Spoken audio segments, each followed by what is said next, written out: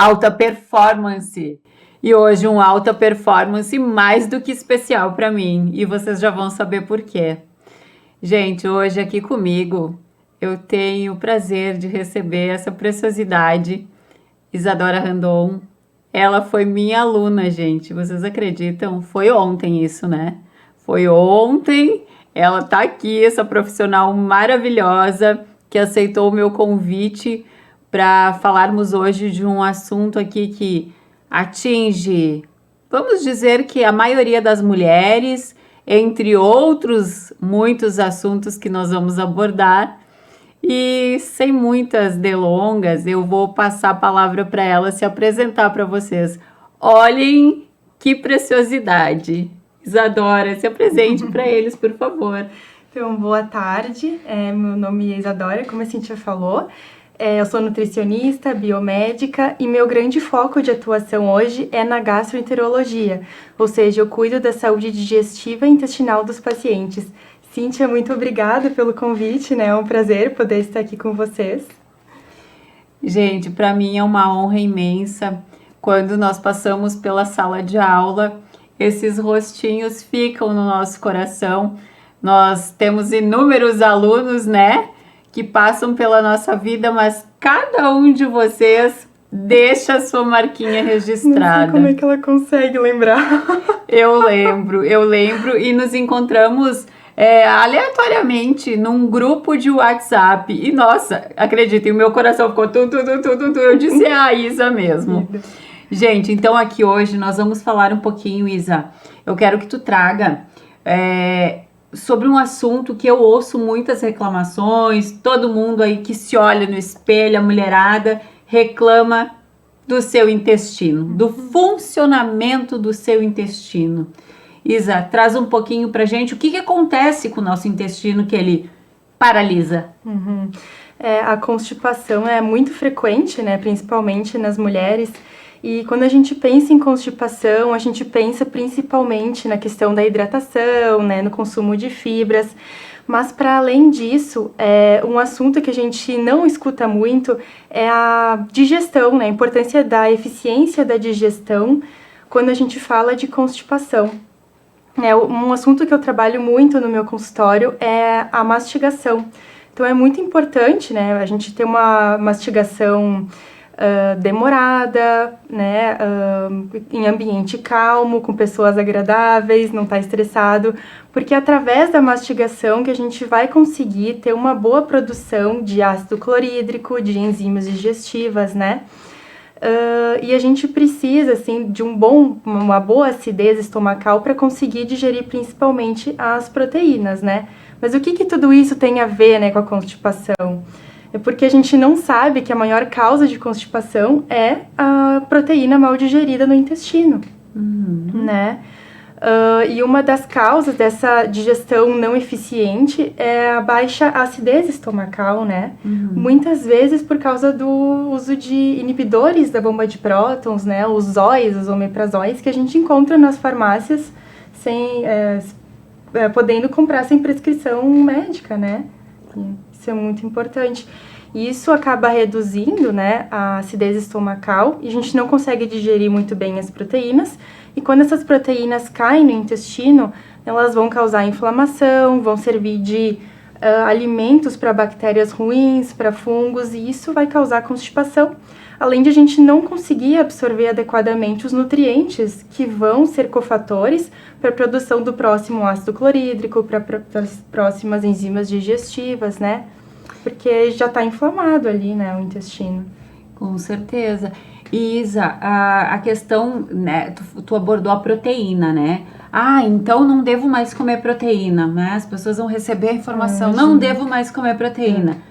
Não, existe um porquê, né, e um como. Isso. Tem alguma orientação especial para isso, então, Isa, nesse sentido? Assim, a gente tem que cuidar, né, com a quantidade de proteína numa mesma refeição. Claro que é muito importante, né, a gente comer proteína, mas quando a gente sobrecarrega nosso sistema digestório com excesso de proteínas, isso acaba pesando, né, na digestão. Então, é mais nesse sentido. E também tem várias outras causas da falta de produção de ácido clorídrico que precisam ser investigadas, né? Não é só comer proteína que vai causar uma má digestão, é tudo um conjunto de fatores. Agora eu te pergunto, Isa, sobre o trigo, né? Nós sabemos que hoje o trigo, a gente tem um trigo que é transgênico, né? E que ele causa esse processo inflamatório. E ouvimos muito falar na importância de um detox, de um tempo sem estar em contato com o trigo, né? Para melhorar as nossas funções. O que tu tem para nos trazer sobre isso, Isa, sobre o trigo na alimentação? Realmente o trigo que a gente consome hoje não é o mesmo que Jesus consumia, né? Esse processo de transgenia veio para melhorar, né, a questão da elasticidade, para melhorar a produção, né, na panificação, mas isso traz também uma maior quantidade de glúten no trigo e isso faz com que a gente não consiga digerir, né, adequadamente esse trigo, né, no nosso intestino. O glúten é uma proteína de difícil digestão para qualquer pessoa. E quando a gente tem mais glúten, né, num alimento por causa da transgenia, isso se torna pior, né? Isso. E, gente, um ponto importante, né? Porque quando a gente fala em proteína, então nós estamos falando agora da proteína do trigo. Nós temos uma proteína que é a do frango, uma proteína que é a do ovo, são proteínas diferentes, né? Para trazer uma maior clareza aqui para vocês. E, Isa, o que tu nos indicaria, assim, para podermos deixar um pouquinho mais de lado o trigo? O que seria o mais adequado? Tem alguma indicação para gente para substituir o trigo? Tem várias, né? A gente não costuma pensar muito porque a gente não tem muito na nossa cultura, né? Nossa cultura é muito baseada em trigo, leite, né? Sim. Mas arroz, batata, inhame, mandioca, tem uma, né, gama de opções que a gente pode escolher ao invés do trigo. Polvilho, né? Farinha de polvilho doce, polvilho azedo. Inclusive, né, hoje nós temos uma gama bem grande de farinhas. Farinha de coco, farinha de amendoim, né? Tem uma variedade, farinha de amêndoas. Então dá para ser bem criativo na cozinha, né? Então temos opções aí, gente. Isa, vamos abordar um pouquinho sobre o lipedema, que é um assunto que tá aí de boca em boca, a milhão, né? Em alta, né? Isso. O que tu nos traz em relação função intestinal, digestória, lipedema? Qual é essa ligação que existe? Então, o lipedema hoje ele tá muito em alta, né? Como tu falou. Antes a gente achava que era só uma celulite, uma gordurinha localizada, né? Mas hoje a gente entende que o lipedema é uma condição inflamatória crônica, né? Então, a pessoa ela nasce com a predisposição genética e o estilo de vida, a alimentação principalmente, vai determinar como essa condição se manifesta e evolui, né?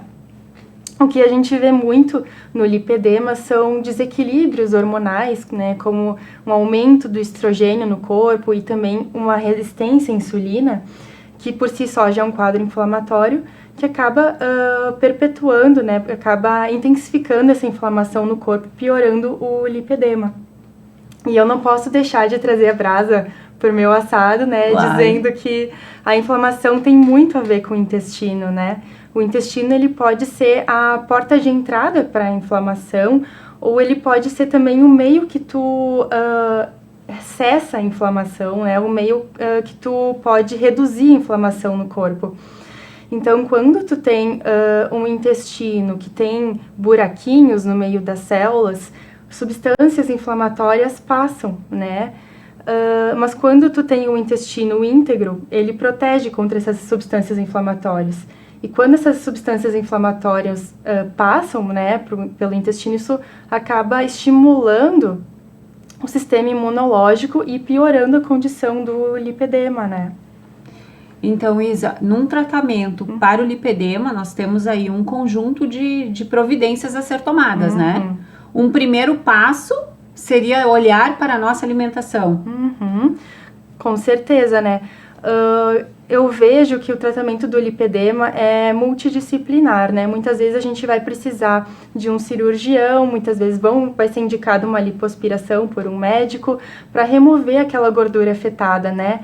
Mas se tu não tratar o intestino, se tu não tratar a inflamação, esse lipedema tende a voltar, né? Então, na nutrição a gente precisa de, muitas vezes, uma suplementação individualizada, que a gente vai suprir uma insuficiência de nutrientes que vão ajudar nessa integridade da barreira intestinal, que vão suportar, né, o metabolismo, que vão ajudar nessa redução da inflamação também, aliado, claro, com uma alimentação individualizada, né, específica para cada momento de tratamento do lipedema.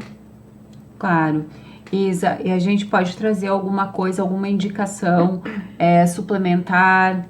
Nós podemos aí ter nós falamos muito, ouvimos falar muito, né, em Ozempic para o emagrecimento, né? Sim.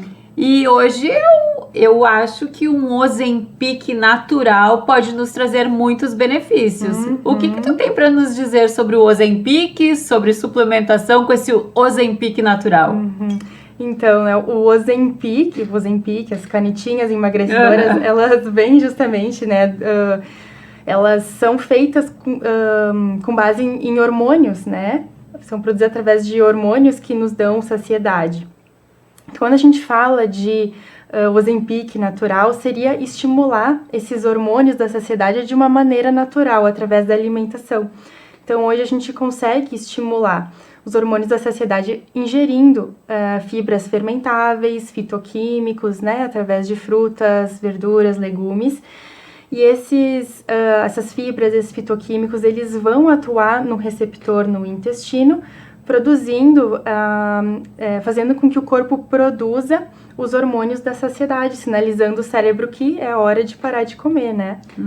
E lembrando que essa saciedade, ela se inicia na mastigação, como a Isa já falou antes, né? O nosso cérebro precisa entender que ele está recebendo e que ele está se saciando, porque senão logo vem aí aquela falsa fome novamente, né? É isso aí, né? A gente precisa de uma mastigação lenta, né? A gente precisa mastigar pelo menos umas 30 vezes cada garfada, né? Para que dê tempo dessa sinalização acontecer, né? De o cérebro entender que, opa, já é hora de parar de comer. Lá em casa, Isa, assim, ó, se eu estou como convidada, o pessoal já diz, vai demorar. Eles já perguntam, a Mana vai? A Cíntia vai? Então a refeição vai ser demorada. Eu tenho por hábito, né, essa mastigação mais lenta. Isso veio do meu pai, que também mastigava muito devagar os alimentos. E o nosso horário de refeição realmente era bem prolongado, né? E isso nos traz sim muitos benefícios. E juntamente com isso, eu nunca tive hábito de beber líquidos, de ter o líquido juntamente à refeição. O que tu tem para nos trazer sobre o líquido durante a refeição? Perfeito. O líquido durante a refeição não é muito indicado, né? Porque ele vai estar diluindo o ácido clorídrico ali no estômago, né? Então vai reduzir a eficiência dessa digestão. Então, o ideal seria tu tomar um líquido logo antes da grande refeição, né? Porque assim, teu estômago vai estar vazio e esse líquido vai descer quase que diretamente para o intestino. Ou então, esperar 1 hora depois dessa refeição para tomar o líquido, né? Assim, vai ter tempo dessa digestão acontecer com eficiência. Isso é uma grande dica aí pra gente atentar durante as nossas refeições e estar facilitando, né, o trabalho do nosso sistema digestório, do nosso intestino. Eles trabalham em conjunto, né, gente? E aí precisa dar uma atenção especial. Isa, agora nós vamos entrar num assunto que as pessoas muitas vezes, elas têm pudor em falar, né? Eu pergunto muitas vezes assim, quando vou iniciar um programa alimentar, como é que está o teu cocô? A pessoa paralisa, né? Não sei, eu não olho pro meu cocô. Nossa. Isa, o que é que o cocô nos revela? Nossa, pelo amor de Deus, olhem o cocô de vocês. A gente consegue ter vários sinais do organismo através das nossas fezes, né? Independente da queixa do paciente, eu sempre pergunto como é que estão as fezes.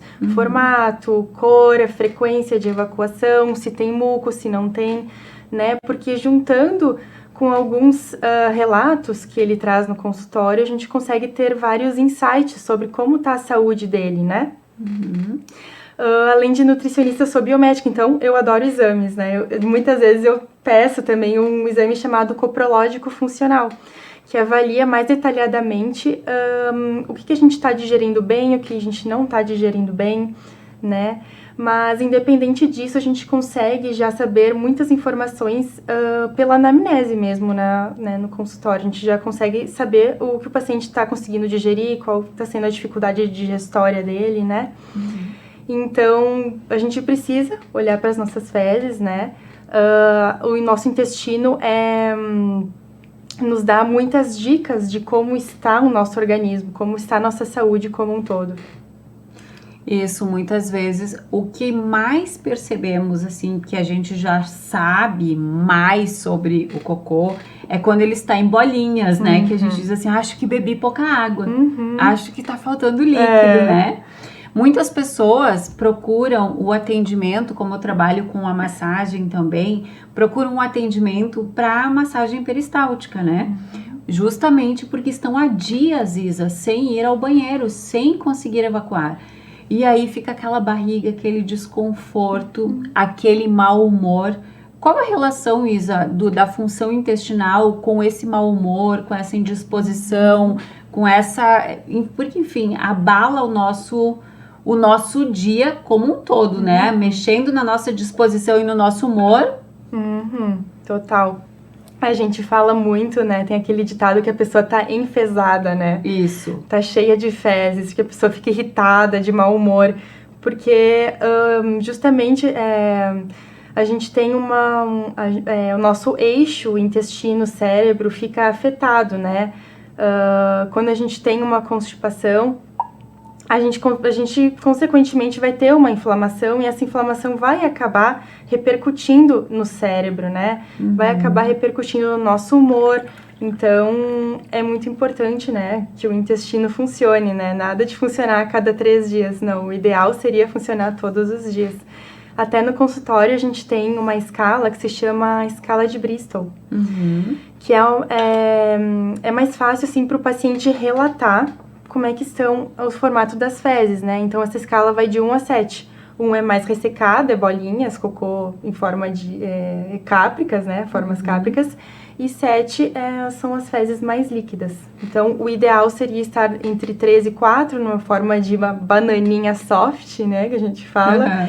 E o ideal é que essa salsicha, essa bananinha soft, saia sem fazer estragos, sem sujar muito, né? Papel higiênico. Claro. Isa, na questão do ômega, né? Qual a importância do ômega que nós temos aí para trazer nas funções tanto do intestino, digestória? O que tu tem para nos trazer sobre ele? O ômega 3 é um dos nutrientes que mais se fala quando a gente entra na questão da inflamação, né? O ômega 3, ele modula a inflamação, ou seja, ele deixa a inflamação acontecer quando tem que acontecer, mas logo resolve, né? Reduz essa inflamação para que isso não se perpetue. Então, isso é especialmente importante em inflamações crônicas, como o lipedema, né? Até para recuperação muscular, performance, isso é muito importante. Hoje, na nossa alimentação, a gente tem muito mais ômega 6 do que ômega 3, né? Por isso que muitas vezes a gente precisa suplementar o ômega 3. Porque o ideal seria a gente ter 5 partes de ômega 6 para 1 parte de ômega 3. E a gente consome muito mais ômega 6 do que isso, né? Porque nossa alimentação ocidental, ultraprocessados, óleos refinados, né? E a gente tem poucas fontes de ômega 3, né? Que são consideráveis. Então, em muitos casos, eu indico, né, sim, a suplementação de ômega 3, mas eu saliento que é muito importante olhar nos rótulos a certificação de segurança, de qualidade, né? A gente tem 2 certificações, uma chamada IFOS e outra chamada MEG3, né? E essas certificações garantem que o ômega 3 seja livre de metais pesados, né? E que tenha uma adequada proporção de EPA e DHA, né? Que são as formas ativas do ômega 3. É isso aí, olha só, pessoal, né? Tem vários pontinhos chaves para a gente estar analisando na hora de estar buscando uma suplementação, porque no mercado, né, a gente sabe que a intenção é fazer a venda, né? Então é importante estar aí atentos a esses pontos chaves para nos trazer o benefício que nós estamos precisando realmente. Isa, nas sementes, vamos trazer sementes para nossa alimentação, né? Vamos falar um pouquinho de semente de abóbora, semente de girassol. Tu indica uma quantidade diária de sementes para estar nos auxiliando nesse processo digestório, nesse processo do nosso intestino? Qual seria uma quantidade que tu nos indicaria? Olha, eu geralmente indico sementes para associar junto com frutas, né, nos lanches, para redução do índice glicêmico, né, para melhorar a saciedade, até também porque elas são ricas em fibras, né, que ajudam, né, na nossa função intestinal. Então eu indico mais ou menos 1 a 2 colheres de sopa de sementes por dia, geralmente nos lanches, né, junto com as frutas. Até pode ser acrescentado no omelete, né, numa panqueca. Então, são fontes super saudáveis de gorduras, né, e super versátil para incluir na nossa alimentação. Ai, que bom. Amo um ovo, né, gente? Então, vocês já sabem, o meu omelete tá no caminho certo. Sempre tem uma semente, eu sempre coloco um gergelim, sempre dou uma tostadinha, um gergelim, umas sementes. Então, ó, tô no caminho certo. Isso aí. Isa, quanto às frutas, nós falamos aqui de gordura, né? E agora eu te pergunto sobre a gordura do coco e sobre a gordura do abacate, porque muitas pessoas têm problema com o abacate, acham que o abacate é muito calórico, então deixam de comer o abacate. Fala um pouquinho para nós sobre a importância dessas 2 frutas na nossa alimentação, para o nosso intestino. Perfeito. Nossa, o abacate é uma fonte ótima, né, de gordura monoinsaturada, assim como o azeite de oliva. Além de gordura monoinsaturada, o abacate é rico em magnésio, né, que vai ajudar nessa motilidade intestinal. É rico em antioxidante, glutationa. Então, eu acho que a gente tem que olhar um pouquinho diferente para essa questão de calorias, gorduras, né? A gordura, essa gordura do abacate, ela vai ter um papel anti-inflamatório no nosso organismo, além de auxiliar na questão da saciedade, né? Então, para além de calorias, a gente precisa pensar na questão de saciedade. Tendo uma boa saciedade numa refeição, tu possivelmente não vai extrapolar na próxima, né? Não vai ter uma vontade louca de comer doce no final do dia, por exemplo, quando nós temos quantidades adequadas de gordura em cada refeição. Eu sou adepta de uma guacamole, eu adoro, né, guacamole. E o meu omelete muitas vezes vem acompanhado de uma guacamole e eu me delicio, né? Mas percebo que muitas vezes falando isso as pessoas meio que se aterrorizam pela função calórica que traz o abacate, né? Pelo amor de Deus. E o coco, Isa, o que tu tem para nos falar sobre o coco? O coco é uma ótima fonte de gordura também, né? Claro que é uma gordura saturada, então a gente precisa ter um pouco mais de cuidado com a questão de quantidade, né? Mas é uma fonte de gordura natural, né? Então eu prefiro, aconselho que seja usado em bolos. Eu prefiro o óleo de coco do que os óleos refinados, né? Que passam por um processo de refinamento. Então, eu acho super bem-vindo, né, o óleo de coco em quantidades adequadas para nossa alimentação.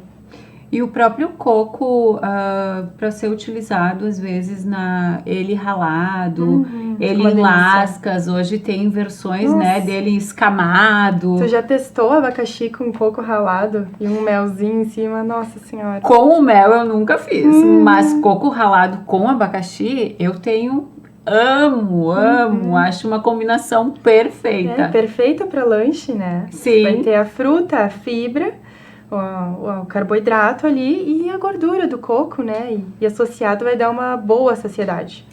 Já pensaram numa sobremesa dessas? Esse coco, ai gente, esse abacaxi, depois de um omeletão. Ai, já tô vendo aqui a refeição completa, Isa. Então, gente, olha só quantas informações preciosas, né, nós tivemos aqui nesse breve encontro, né, Isa? Porque nós podemos ficar aqui horas falando sobre alimentação, sobre intestino, sobre o nosso sistema digestório, mastigação, mas eu creio que as pinceladas preciosas que nós trouxemos aqui vai ajudar muitas pessoas aí no seu dia a dia a melhorarem a sua performance, a ter uma alimentação um pouco mais regradinha. E é importante, né, Isa, dar o primeiro passo, né? Tanto para o emagrecimento, quanto para a qualidade de vida lá na frente, prevenção de doenças. Assim, muita gente vem no consultório esperando a cereja do bolo, né? Sem ajustar primeiro a base, que é uma alimentação equilibrada, é atividade física, é uma boa hidratação, né? Então, não adianta a gente pensar lá no suprassumo da suplementação se a gente não tem uma boa base, né? Uma alimentação adequada que sustenta todo o resto, né? Claro. Então, é essa dica que eu tenho para passar também. Ai, gente, olha só, eu preciso fazer uma pergunta, Isa. A gente tá em época de coelhinho da Páscoa. E eu amo chocolate. Conta um pouquinho pra gente sobre o chocolate na alimentação. O que tu tem pra nos dizer? Porque muitas pessoas também têm aquela questão com o chocolate na totalidade, né? Tem alguma forma de comer um chocolate de forma mais saudável? Olha, a gente tá falando de cacau ou chocolate? Ah, olha aí, a Isa pegou o ponto que é o que define entre um e outro, né? Porque tu comer um bombom tem um direcionamento e tu comer um chocolate, um cacau com um percentual de cacau tem outro, né, Isa? É, exatamente. O cacau, ele é muito benéfico, né, para nossa saúde. É uma fonte de antioxidante, né, de resveratrol. Então, o ideal, né, seria a gente consumir mais chocolate, 70%, 80%, de 70% para cima, né? Que no rótulo a gente tem poucos ingredientes, né? Esse seria o ideal. Mas como o ideal é inimigo do impossível, né? Nessa época a gente se permite um pouquinho, né? Comer um chocolate mais ao leite. Então, o que eu sugiro é consumir depois do almoço, por exemplo, né? Porque assim a gente não vai consumir muito, né? A gente vai consumir aquele pedacinho e consumir com muita consciência, né? Cheira o chocolate, né? Olha para ele, percebe o gosto, espera ele derreter na tua boca, e isso tudo vai fazer muita diferença para tua saciedade, para tu se saciar no doce. Os nossos sentidos, né? O aroma, o degustar, porque muitas vezes no corre-corre a gente simplesmente come e nem sentiu o sabor. E nem percebe o quanto comeu, né? E nós temos aí qualidade de cacau no mercado, né? Temos qualidade, sim. Muito, né? Ainda mais cacau brasileiro. Então, quando tu for comer, se tu comer devagarinho, tu vai ver que tu vai comer bem menos. Bem menos do que tu comeria, né? Se tu comesse na correria, de pé, pensando no trabalho, no estresse do dia a dia, então... E é uma fonte energética, né? Sim. Um bom cacau é uma fonte energética deliciosa. Isa, meu coração aqui hoje, então, transbordou de alegria em te receber. Fico muito feliz, adorei participar do programa. Espero que tenha agregado um pouquinho em cada um, né, que está assistindo. Muito obrigada de novo, Cíntia, pelo convite, foi muito especial. Gente, se precisarem saber informações, como está a tua saúde, não hesitem, né, Isa? A gente precisa dar uma atenção para o nosso intestino, para todo o nosso sistema imunológico. Então, aqui, ó, vamos dar aquela olhadinha para o nosso cocô e procurar quem realmente entende do assunto. Isa, Tu está sempre de portas abertas aqui na TV Cidade e nosso coração está unido, né? Mesmo tantos anos afastadas, mas sempre que sempre lembro com muito carinho e foi muito bom te ter aqui. Obrigada por ter aberto a tua agenda, que eu sei que é sempre, né, também tumultuada, para nos trazer esse momento tão especial. Nossa, eu que te agradeço. Muito obrigada. Gente, a Alta Performance fica aqui para ti que gosta de bons programas, de assuntos edificantes. Alta Performance.